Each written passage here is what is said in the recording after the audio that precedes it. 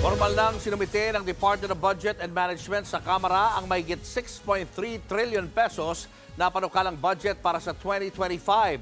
Nadagdagan man ang budget kumpara ngayong taon, nabawasan pa rin ng pondo ang ilang ahensya. Nasa frontline ng balitang yan, si Marian Enriquez.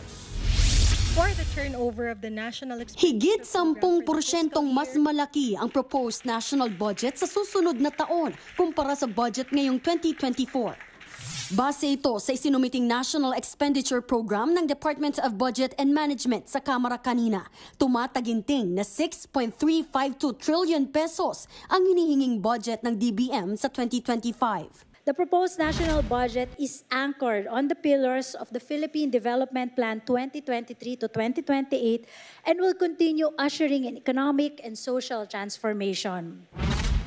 Ayon sa DBM, may 10 priority sectors na paglalaanan ng budget. Gaya ng dati, pinakamalaki ang makukuha ng education sector. Sinundan niya ng Public Works o DPWH, Health Sector at PhilHealth. Pati na ang Interior and Local Government o DILG, Defense, Social Welfare at Agriculture. Huli naman sa listahan ng priority sectors ang transportasyon, judiciary at ang Department of Justice. Sa kabila naman ng mas malaking budget sana sa susunod na taon, nabawasan naman ang pondo ng ilang ahensya kumpara sa nakuha nila ngayong 2024. Gaya ng DPWH na halos 100 bilyong piso ang nabawas. Health sector na higit 10 bilyon ang kinaltas.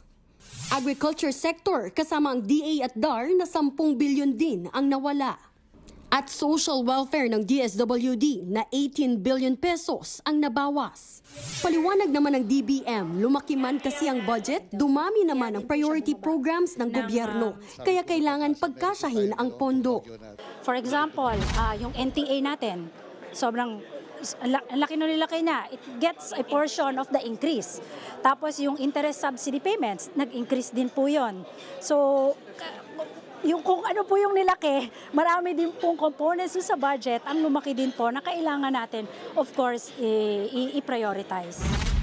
Bukod dyan, hindi rin nawawala sa pinupondohan ang kontrobersyal na Confidential and Intelligence Funds o CIF ng ilang ahensya.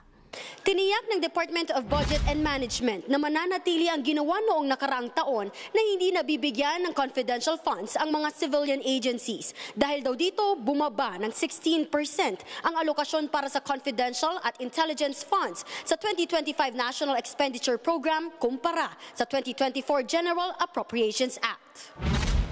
Sa 2025 proposed budget, higit 10 billion pesos ang confidential at intelligence funds. Paghahatian niya ng Office of the President at ilan pang executive agencies. Ayon naman kay House Speaker Martin Romualdez, makaaasa ang publiko na bubusisiin nilang mabuti ang sinumiting budget. Kung kailangan, handa raw ang Kamara na dagdagan pa ang pondo ng ibang programa. Target nilang maipasa ang budget bago mag-recess ang Kongreso sa Oktubre. Nagbabalita mula sa Frontline, Marian Enriquez, News 5. Mga kapatid, Julius Babaw po. Iba na ang may alam at may pakialam sa panahon ngayon. Para sa Frontline ng mga balita, mag-follow at mag-subscribe sa social media pages ng News 5.